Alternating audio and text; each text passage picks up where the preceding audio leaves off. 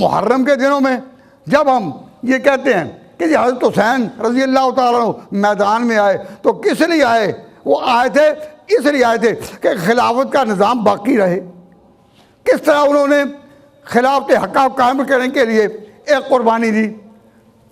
मैं एक बात कहकर बात ख़त्म करूँगा, आजकल वक्त थोड़ा इसलिए मैं माज़रत चाहता हूँ, मुझे एक ही बात कर दूँ कि हज़रत हुसैन रज़ी अल्लाह ताला अन्हु ने दुनिया को बताया कि दो तरफा पॉलिसी नहीं होती कि ऊपर से कहीं और अंदर से कहीं, ऊपर से किसी तरफ हो और अंदर से किसी तरफ हो।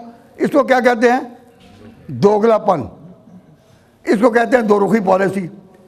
तो एक मसला चला दिया था लोगों ने, यहूदियों ने मुसलमानों में जब इंतशार फैलाया तो एक मसला बना दिया था, क्या जी हजूर सल्लल्लाहु अलैहि वसल्लम के सही जानशीन तो अली थे, लेकिन उम्मुल मोमिनीन ने, हजूर की बीवी ने ज़बरदस्ती अपने बाप को आगे खड़ा कर दिया। मुसल्ला इमामत पर वो आ गए। तो हजूर तो चाहते थे कि मेरे बाद मेरे जानशीन, मेरे सक्सेसर खलीफा अली हों, लेकिन बीवी ने ये किया। ये गलत प्रोपेगेंडा। तो उनको सवाल किया गया कि अगर हजूर ने नहीं ये चाहा था तो जब अबू बकर सिद्दीक बने तो उनको, अगर वो सही नहीं थे, जानशीन अली को होना चाहिए था, तो फिर अली उनके खिलाफ क्यों नहीं उठे कि ये तो मेरा हक है, आप क्यों आए?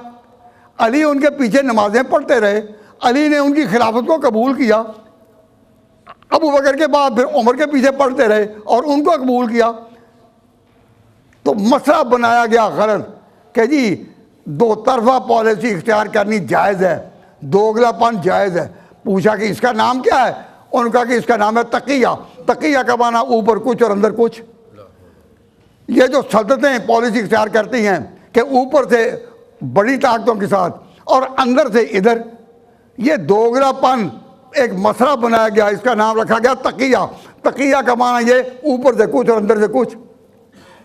तो जब कहा गया कि अगर अबू बकर उमर की खिलाफत गलत थी तो अली ने मानी क्यों? कि जी तकिया करके मानी, तकिया कर, ऊपर से कुछ अंदर से कुछ। हमारे मोहसिन हज़रत हुसैन है, हज़रत हुसैन ने करबला में कुर्बानी देकर दुनिया को बता दिया कि तकिया कोई मसला नहीं। अगर तकिया जायज़ होता, अगर तकिया जायज़ होता, मैं करबला में शहादत कबूल ना करता, ना अपने मासूम बच्चे अली असगर को तीरों का निशाना ना बनाता। मेरी कुर्बानी को देखो, मेरी कुर्बानी को देखो। और तकिया का मसला जो है बिल्कुल इसकी नफी करो। तकिया नहीं, अगर तकिया होता तो मैं हुकूमत कबूल कर लेता, मैं जान क्यों देता? तो अहले सुन्नत वल जमात का ये जो अकीदा है कि तकिया कोई नहीं, अंदर बातन एक होना चाहिए। जिन लोगों का ज़ाहिर और बातन स्याह हो अंदर से, वो तो तकिया का मसला इख्तियार कर सकते हैं, लेकिन अहले सुन्नत वल जमात में तकिया का मसला कोई नहीं।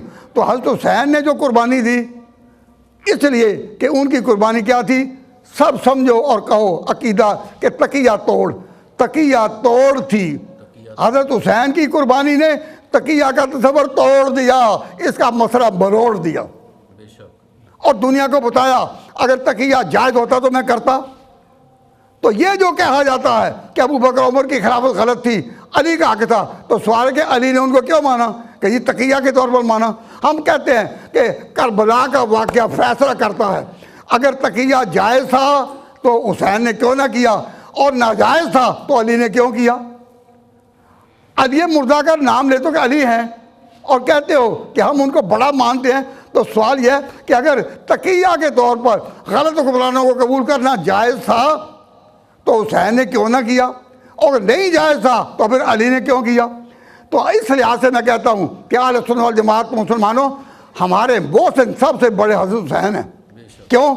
उन्होंने हमारे अकीदे को, हमारे मसले को और खिलाफत में जो हमारा अकीदा है इसको बरसरेआम अपने खून की, अपनी जान की कुर्बानी के साथ, अपने बच्चों की कुर्बानी के साथ मैदान करबला में वाज़े कर दिया कि अगर मैं गलत हुक्मरान के हुक्मरान हाथ में हाथ नहीं दे रहा तो मेरा बाप तो मुझसे ज़्यादा गैरमंद था, मेरा भाई हसन मुझसे बड़ा था, उन्होंने इनको क्यों कबूल किया? उन्होंने क्यों कबूल किया?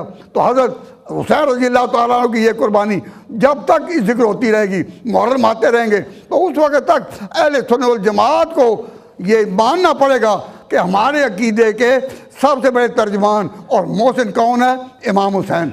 उन्होंने, उनका अमल तकिया तोड़ था, इसलिए अली मुर्ज़ा पर यह इल्ज़ाम नहीं लिया जा सकता कि उन्होंने तकियतन उनको कबूल किया था।